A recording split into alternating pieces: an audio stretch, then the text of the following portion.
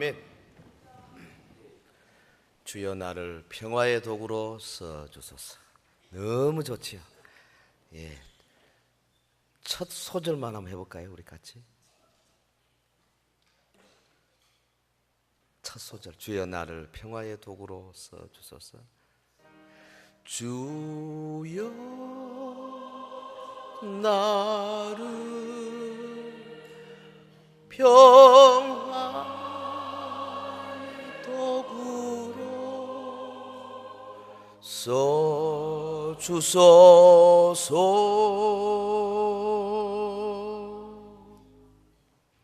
광야의 구도자, 오늘 말씀의 제목입니다.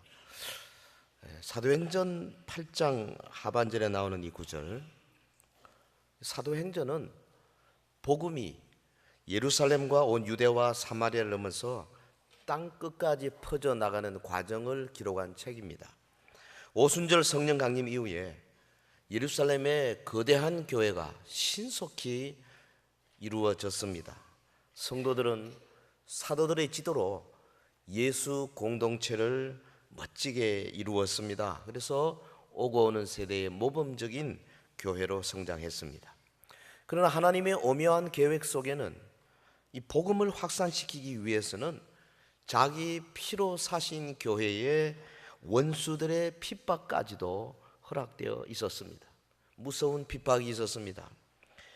오늘 본문은 이 스데반의 순교 사건 이후에 예루살렘에 밀어붙인 이 엄청난 박해, 그것을 피해서 사방으로 성도들이 흩어져 나갈 때 집사 빌립 사마리아에서 큰 일을 이루고 이어서 성령님의 지도로 이제 광야길에서 에디오피아 내시를 만나게 되지요. 그에게 성경 말씀을 풀어주고 세례를 베풀게 됩니다. 여기 에디오피아 내시는 아름다운 구도자로, 그리고 빌립은 아름다운 결실자로 그려지고 있습니다. 우리가 아는 대로 에디오피아는 성경에서 스바 또는 구스로 불리지죠. 열왕기상 10장에 보면 스바 여왕이 솔로몬 왕을 찾아와서 놀라운 지혜의 말을 듣고 감탄하고 서로 예물 교환하고 돌아간 사건도 있습니다. 오늘 본문에 나오는 이 에디오피아 여왕 간다게의 모든 국고를 맡은 관리인 내시, 오늘로 말하자면 아마 재경부 장관쯤 해당되는 인물입니다. 추정하기로는 디아스포라 유대인이면서 에디오피아에서 고위 관직에 오르는 영예를 얻었던 것으로 여겨집니다. 그러니까 유대인으로서 에디오피아에서 높은 장관 직위에 있는 분이에요. 절기를 지키기 위해서 예루살렘을 방문하고 절기를 마치고 이제 자기 나라로 돌아가는 귀국길에 성령의 지시함을 받은 빌립이 그에게 다가가서 복음의 말씀을 전하고 또 그 복음 받고 영접하고 세례받고, 매우 특이한 사건입니다. 이 복음이 팔레스타인이라는 울타리를 넘어서 이제는 이방 땅에까지 미치기 시작하였음을 보여주는 그런 큰 의의를 지닌다고 하겠습니다. 본문에 나타난 내시의 모습, 제가 광야의 구도자, 사막의 구도자라 이런 제목을 붙여봤는데 이 구도자의 특징을 잘 나타내고 있습니다. 여러분, 성령님께서 집사 빌립을 동원하여서 그 먼 길을 가게 만들고 우여곡절 끝에 그를 만나고 그에게 복음을 전하게 하고 그를 믿게 하고 그러기에 세례를 베풀고자 하는 이 성령님의 열심, 왜 하필이면 이 에디오피아 내시에게 이렇게 관심을 기울였을까? 그 많은 사람들 가운데 왜 하필이면 내시에게 하나님께서 이처럼 큰 은혜를 베풀어 주셨을까? 내시가 도대체 어떤 사람인가?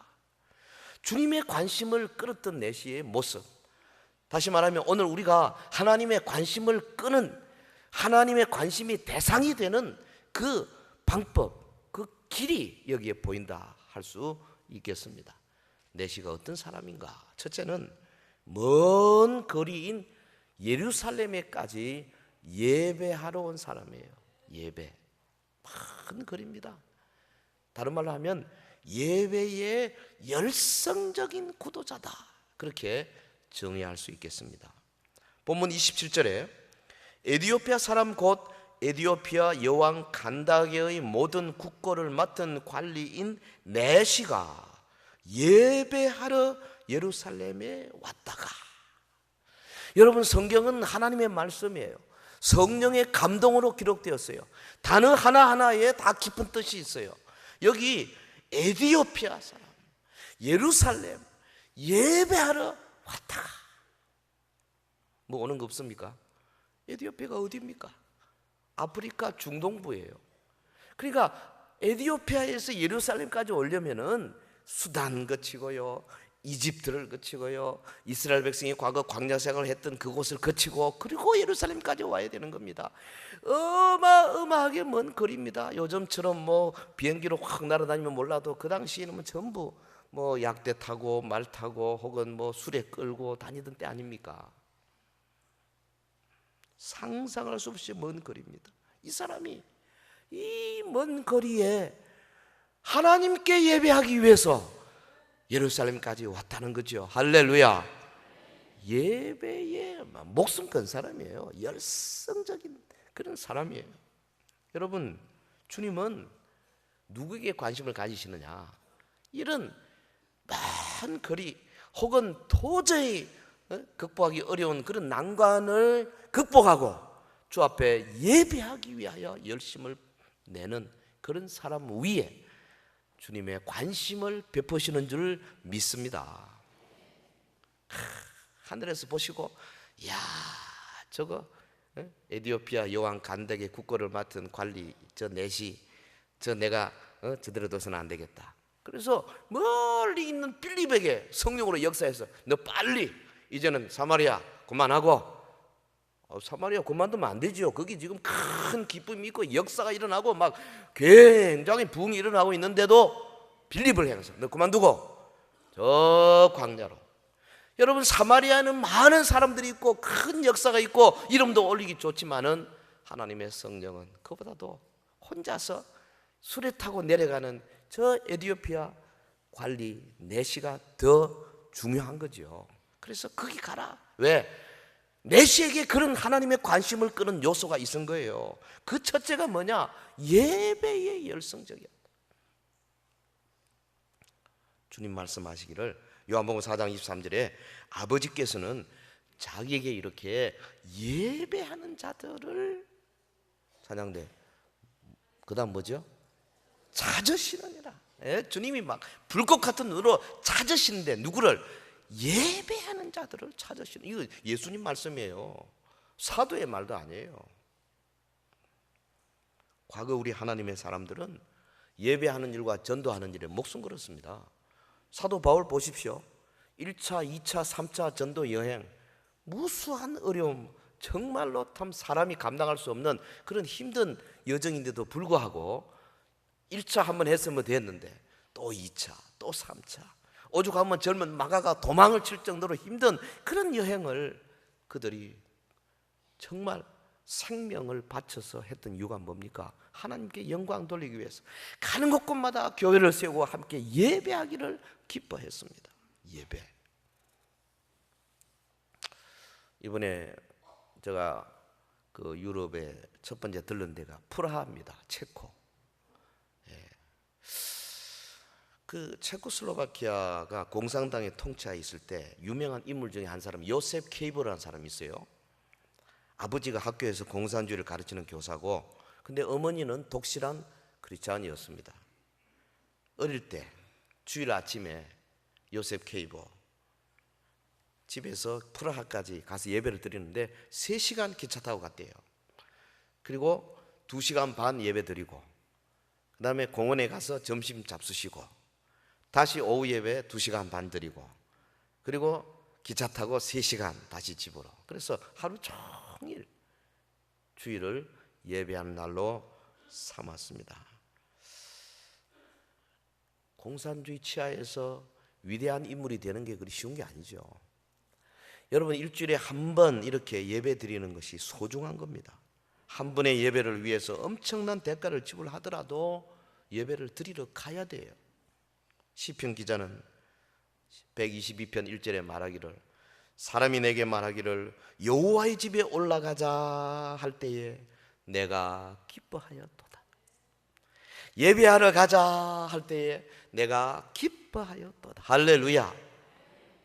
예배하러 가는 것은 그 자체가 더할 나위 없이 귀중한 가치입니다.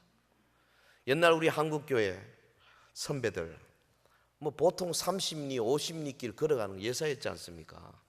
저도 어릴 때 저희 아버님이 저 하동군 고전면 고아리 죽전부락에서 목회하셨는데요, 거기 한 150명 200명 이렇게 모이는 그 작은 교회인데 산을 넘고 물을 건너서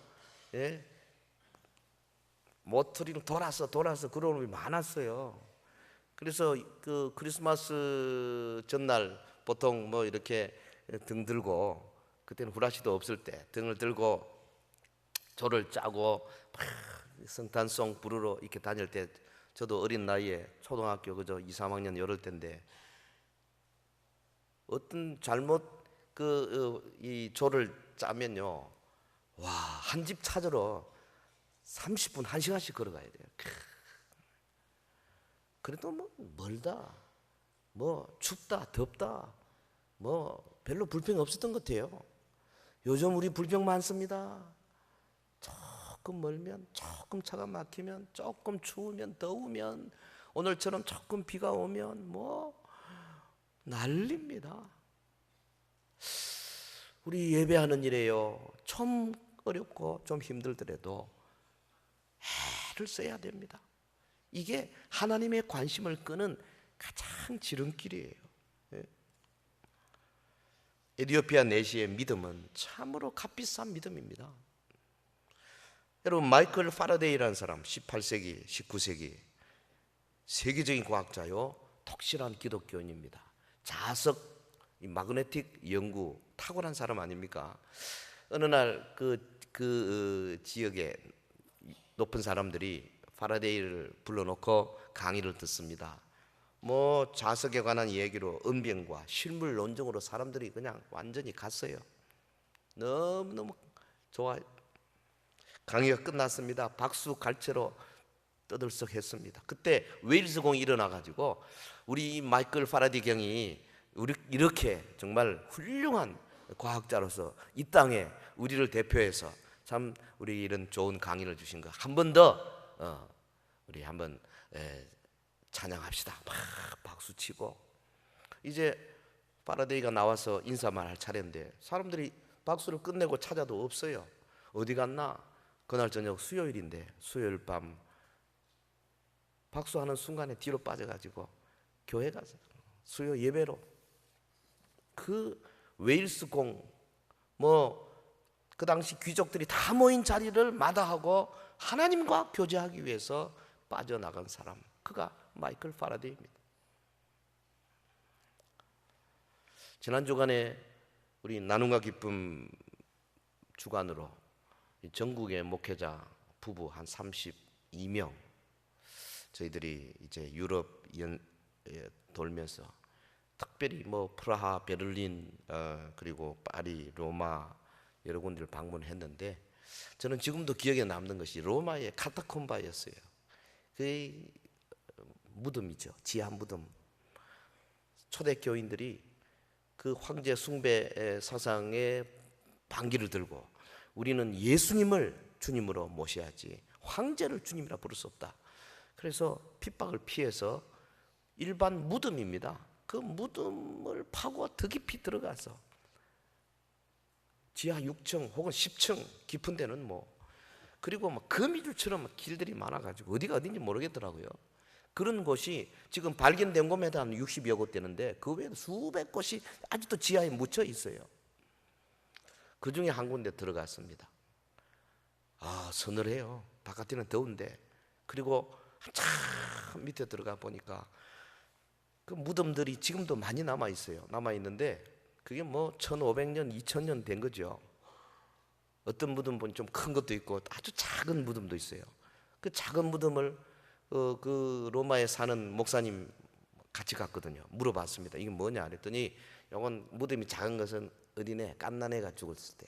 근데 거기 보니까 4살짜리 하나 죽었는데 그 위에 글씨가 있어요. 엄마가 아기를 향해서 내가 너를 사랑한다. 주 안에서 평화롭게 쉬어라. 그런 라틴어로 된 거예요. 우리 뭐 라틴어가 잘 안 되니까 물어보니까 그분이 그렇게 번역을 해줘요. 많은 사람들이 숙연한 마음으로 보았습니다. 좀 더 내려가서 거기 좀 넓은 한 40명 들어갈 수 있는 방이 하나 있는데 보니까 그 예배 장소예요. 그래서 저희가 거기서 다들 뭐 목사님 부부가 하니까 초대교인들이 틀림없이 예배드리고 성찬을 했던 바로 그곳에서 저희들이 성찬식을 했습니다. 영광스럽게도 거기 있는 후드 하나 제가 걸치고 제가 집례를 했습니다. 잔이 없어서 그냥 포도주 그릇 하나에 떡을 찍어서 그래서 들고 같이 기도하고 같이 주님의 살과 피에 동참하는데 얼마나 은혜가 되는지요. 바로 그 자리에서 초대교회 성도들이 목숨을 걸고 예배하기 위해서 일평생, 어떤 사람은 해를 한번 보지도 못하고 하얗게 해골처럼 되어서 죽어간 바로 그 장소에서 저희들이 예배하면서 야, 하나님께 예배드리는 것이 이렇게 귀하구나 다시 한번 깊이 느끼는 시간이 있었습니다. 성도 여러분, 고생 없이 예수 믿으려고 하는 거요 값싼 신앙입니다. 희생 없는 신앙생활을 선호하는 것은 주님의 길이 아닙니다. 많은 희생을 지불하고 어려운 역경을 넘어서는 믿음이야말로 고귀한 신앙이죠. 주님을 예배하는 일을 위해서는 어떤 수고나 어떤 어려움도 감수하고자 하는 열심이 필요합니다. 에티오피아 넷이 우리 예배 신앙의 모범이 됩니다. 우리 모두 열성적인 예배 신앙으로 하나님의 관심을 끄는 성도들이 되기를 주의 이름으로 축원합니다. 예배의 열성적인 구도자. 그리고 이 에티오피아 넷이는 두 번째로 마차 여행 중에서 성경을 읽고 있었어요. 여행 중에 수레를 타고 성경을 읽고 있었어요. 다른 말로 하면 말씀을 사모하는 구도자, 그렇게 말할 수 있겠어요. 본문 28절에 수레를 타고 선지자 이사야의 글을 읽더라. 수레를 타고 집사 빌립이 성령님의 지시를 받고 광야로 내려가서 에티오피아 내시에게 다가갔을 때 내시가 지금 흔들리는 수레 안에서 이사야서를 펴놓고 큰 소리로 읽고 있은 거예요. 여기 읽더라 안에 기노스켄이라는 말은 미완료 과거입니다. 이건 계속해서 큰 소리로 읽고 있었다 이런 뜻입니다. 여러분, 덜컹거리며 이동하는 마차 안에서 그 참 힘들 텐데요. 그리고 얼마나 지루한 길입니까? 그 길을 내려가면서 이사야서를 읽고 있는 거예요. 말씀을 사모하는 아름다운 모습입니다. 광야의 구도자 넷이 하나님의 말씀을 사모하는 자였어요. 여러분, 하나님은 이 말씀을 사모하는 자에게 관심을 베푸는 줄로 믿습니다. 말씀, 성경 천독 대행진, 말씀을 사모하는 자에게 하나님의 관심이 있어요. 요즘 기차나 뭐 비행기처럼 편리한, 별로 흔들리지도 아니하는 그런 교통기관을 여행하면서도요 책 읽는 사람 별로 없는 것 같더라고. 요번에도 이렇게 보니까 책은 별로 안 읽어요. 다 이렇게 꽂고 뭐 이렇게 듣고 그냥 뭐 즐기죠. 음악 뭐 이런 거.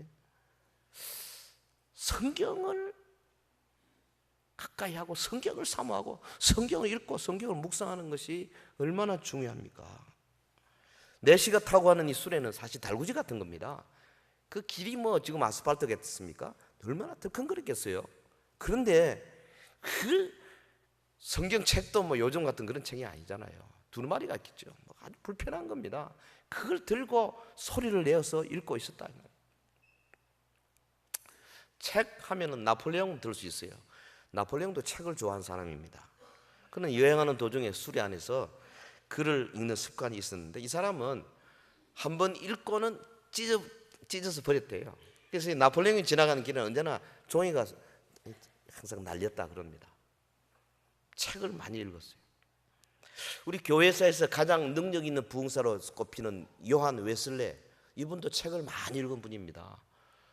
글에 의하면 요한 웨슬레가 말을 타고 다니면서 순회 전도했는데요, 말 등에서 읽은 책이 수백 권이나 된다 그래요. 이웃 일본도 보니까요, 우리와 좀 다른 점이 몇 개 있습니다. 그 중에 하나가 이거 아닌가 싶어요. 책. 일본의 지하철, 일본의 기차 타보면 거의 다 책을 들고 읽고 있어요. 우리는 뭐 보면 책보다는 주로 뭐 신문, 뭐 주간지 뭐 이런 거예요. 요즘은 다들 이 전자기기 가지고 뭐 이러고 있죠. 전부 다 자기 혼자 빠져가 있죠. 제가 보기에 요즘은 자동차로 많이 다니니까요, 자동차에 성경 말씀을 듣는 그런 수단으로 많이 사용하면 참 좋겠어요. 요즘 저는 그 갤럭시 탭에다 연결시켜 가지고 시동 걸고 탁 누르면 자동차 스피커로 성경이 쫙 나오도록 이렇게 만들어 놓고 즐기고 있습니다. 지난번에 서울 가는데 쭉 한번 들어봤더니 상당한 양을 읽을 수 있어요. 뭐 그렇게 힘 안 들어요. 그렇다면 자꾸 하나님의 말씀을 사모하고 말씀을 연구하려고 하고 말씀에 접하려고 할 때 하나님께서 기뻐하실 줄로 믿습니다. 에티오피아 넷이 말씀을 사모하는 마음이 탁 심했습니다. 그래서 불편한 마차 안에서도 성경을 소리내어 읽고 또 읽었습니다. 그러기 이때 성령께서 빌립에게 명령하시지 않습니까? 29절에 성령이 빌립더러 이르시되 이 수레로 가까이 나아가라. 가까이 나아가라, 이 말은 수레에 바싹 달라붙을 정도로 밀착해라, 그 말, 그런 뜻입니다. 빌립이 즉각 순종했습니다. 나가서 묻습니다. 뭐 읽고 있습니까? 좀 타시오. 수레에 올라탔습니다. 보니까 이사야 53장에 말씀을 읽고 있는 겁니다. 고난받는 종 메시아의 예언 부분입니다. 얼마나 좋습니까? 설명하기가. 하나님이 딱 그렇게 연결시켜 준 거죠. 빌립이 그 말씀에서 시작해서 예수 그리스도를 증거하지 않습니까? 이 35절, 빌립이 입을 열어 이 글에서 시작하여 예수를 가르쳐 복음을 전하니. 덜컹거리는 수레, 빌립이 전하는 예수 그리스도의 복음을 그 믿음으로 받아들이면서 마음에 감격해하는 우리 에티오피아 내시를 그려볼 수 있습니다. 빌립의 메시지는 선지자 이사야가 말한 바 그리스도께서 양처럼 끌려가서 십자가에서 죽임을 당할 것이다. 그런데 예언대로 700년 전에 예언한 그 예언대로 불과 얼마 전에 나사렛 예수 빌라도의 사형언도 받고 골고다에서 십자가에 못 박혀 죽으셨다. 그리고 사흘 만에 부활하셨다. 복음을 전했지 않겠습니까? 예. 그러니까 이 내시는 말씀을 사모하는 구도자이면서 사실은 십자가의 말씀에 부딪힌 사람이에요. 빌립이 예수 그리스도의 십자가의 도를 전했을 때 그것을 받고 거기에 감격하고 거기에 자신의 마음을 열게 된 거죠. 근데 성경을 탐구하는 분들 가운데 가끔씩 탈선하는 분들이 있어요. 예를 들면 뭐 통일교나 여호와의 증인이나 혹은 신천지나 베레아나 뭐 안상홍, 요거는 뭐 요즘은 길자, 장길자라 그러죠. 이런 하나님의 교회, 이런 이단들이 왜 그렇습니까? 예수 그리스도의 십자가와 부활의 도에 정통하지 못하고 다른 길로 가기 때문에 그렇게 되는 거죠. 그래서 사도 바울이 고린도전서 1장 18절에 십자가의 도가 멸망하는 자들에게는 미련한 것이요 구원을 받는 우리에게는 하나님의 능력이라 그랬어요. 십자가는 사람들이 볼 때 어리석기 짝이 없는 것이지만은 우리에게는 다시 없는 하나님의 능력이요 하나님의 진리인 줄로 믿습니다. 바울이 고린도전서 2장에서 뭐라 그랬습니까? 사람의 지혜와 말로서 하지 아니하기로 결심했다면서 내가 너희 중에서 예수 그리스도와 그가 십자가에 못 박히신 것 외에는 아무것도 알지 아니하기로 작정하였습니다. 사도 바울은 십자가만 알고 십자가만 자랑하고 십자가만 전하기로 그렇게 작정한 십자가의 사람이었어요. 성도 여러분, 불편한 마차 여행 중에도 성경을 읽던 내시처럼 우리는 하나님의 말씀을 사모하는 성도가 되어야 합니다. 말씀 가운데 특히 십자가의 도에 목숨을 걸었던 사도 바울처럼 우리는 십자가의 사람이 되어야 할 줄로 믿습니다. 말씀 사모하는 구도자. 그는 예배의 열성적인 구도자요, 말씀을 그렇게도 사모하는 구도자요, 또 하나 오늘 보면 36절에 있는 것처럼 기꺼이 세례를 받는 모습, 다른 말로 하면 말씀에 순종하는 구도자가 되었습니다. 36절, 길 가다가 물이 있는 곳에 이르러 그 내시가 말하되 보라, 물이 있으니 내가 세례를 받음에 무슨 거리낌이 있느냐. 보라, 이두. 이 표현은 어떤 뜻으로 쓴 거냐 하면은 내시가 발견한 물이 잘 알려진 무슨 큰 우물이나 혹은 지도에 나와 있는 그런 어떤 큰 강이나 이런 것이 아니고, 보라, 말씀을 받고 지금 감동해서 내가 이제는 믿음으로 예수님을 고백하고 세례를 받아야 하겠는데 하는데 물이 보인 겁니다. 작은 냇가나 혹은 작은 우물이겠죠. 광야의 구도자, 세례를 받으라는 주님의 말씀을 배우고 그 말씀대로 세례 받기를 원했습니다. 그러나 광야 한복판에서 세례에 충분한 물을 만난다는 건 쉬운 일이 아니죠. 그래서 물을 만났습니다. 내시가 기쁨에 겨워 외쳤습니다. 보라, 물이 있으니 내가 세례를 받음에 무슨 거리낌이 있겠느냐. 세례받게 되어서 기뻐하는 내시의 모습. 다르게 표현하면, 이 경우는 세례지만은 다르게 표현하면 하나님의 말씀을 깨닫고 그 말씀에 순종하는 모습이죠. 그 순종이 우리에게 기쁨을 주는 거예요. 에티오피아 내시의 신앙 자세를 여기서 몇 가지 분석해 보면 하나는 단순한 겁니다. 이사야의 말씀이 예수 그리스도를 가리킨다고 빌립이 설명했을 때 그냥 믿었습니다. 뭐 이것저것 따지지 않았습니다. 그의 신앙은 결단력이 있는 그런 모습이었어요. 예? 마음에 믿기로 작정한 후에 지체하지 아니하고 세례받기를 자청했습니다. 그리고 셋째로 그는 세례를 존중히 여겼어요. 쉬운 일이 아닙니다. 한 나라의 재상입니다. 뭐 빌립이야 뭐 하찮은 사람이죠. 그 사람한테 머리를 숙이고 세례 받는다는 게 쉬운 일이 아니에요. 그러나 그가 하나님의 말씀을 받아들이고 그 말씀에 감동되어서 물을 만나고 세례받게 되었을 때에 기뻐하고 즐거워하는 모습, 말씀에 순종하는 구도자. 하나님이 그러기 때문에 이를 좋아한 거죠. 그래서 멀리 있던 빌립, 큰 역사를 하고 있는 빌립을 기어코 불러서라도 한 사람에게 복음을 전하고자 빌립을 사용하신 겁니다. 내시의 신앙은 후일 영국을 크게 부흥시켰던 퓨리탄의 신앙과 닮아 있어요. 청교도 신앙은 성경 중심의 신앙이었고 주일 성수를 매우 중요하게 여기는 신앙이었고 신학이 매우 단순한 신앙이었습니다. 청교도의 신앙만 그런 것이 아닙니다. 전 세계의 모든 지역, 모든 교회, 모든 민족에 있어서 세상의 문화가 아무리 변한다 할지라도 믿음의 요소는 동일한 것입니다. 이스라엘 민족의 신앙 조상 아브라함에게 시작됐지 않습니까? 하나님은 아브라함과 그의 자손에게 할례의 언약을 주시고 안식일을 성숙케 하시고 또 유월절과 다른 절기 하나님 앞에 올라와서 예배하라 그랬어요. 그래서 이 할례, 안식일, 유월절, 이게 이스라엘 신앙을 수천 년 내려오게 하는 핵심이 된 거죠. 성례입니다. 여러분, 성례 자체가, 할례나 안식이나 유월절 자체가 믿음인 것은 아닙니다. 그러나 이것들이 우리의 믿음을 확인시켜주고 믿음을 성장시켜주고 믿음을 열매 맺게 해준다 이 말이죠. 예를 들어서 주일을 성수한다, 그 자체가 믿음이라기보다는 오히려 우리의 믿음을 키워주고 곁길로 나가지 않도록 만들어주고 끝까지 성장시켜주는 중요한 역할을 하는 거예요. 예수님을 신실히 믿는 사람은 누구나 성례를 존중히 여길 것입니다. 성례와 믿음은 밀접한 관계에 있습니다. 에디오피아 넷이 기쁜 마음으로 세례 받았습니다. 그의 마음의 상태가 어땠는가? 본문 39절에 나타나 있습니다.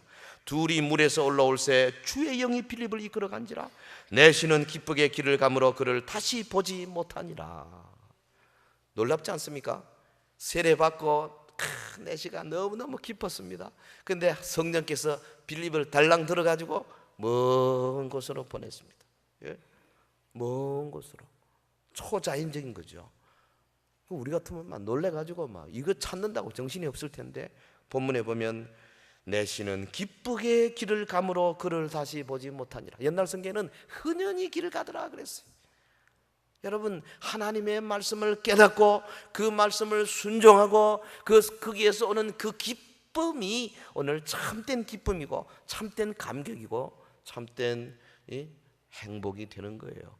기쁨이 넘치는 교회가 되기 위해서는 다른 것보다도 이런 영적인 기쁨을 가져야 할 줄로 믿습니다. 사랑하는 성도 여러분, 본문의 사건은 단순히 한 사람에게 복음을 전하는 것으로 그치지 않습니다.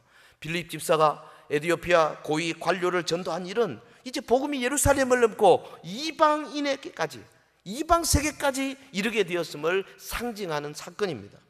아득한 옛날, 지금부터 한 2000년 전에 이 에디오피아 내시가 전도자 빌립에 의해서 복음을 영접하고 세례받은 이 사건, 너무너무 중요한 사건입니다. 후일 에디오피아를 기독교 국가로 만드는데 결정적인 역할을 하게 됐지 않습니까? 여러분, 에디오피아는 아프리카의 유일한 독립국가였어요.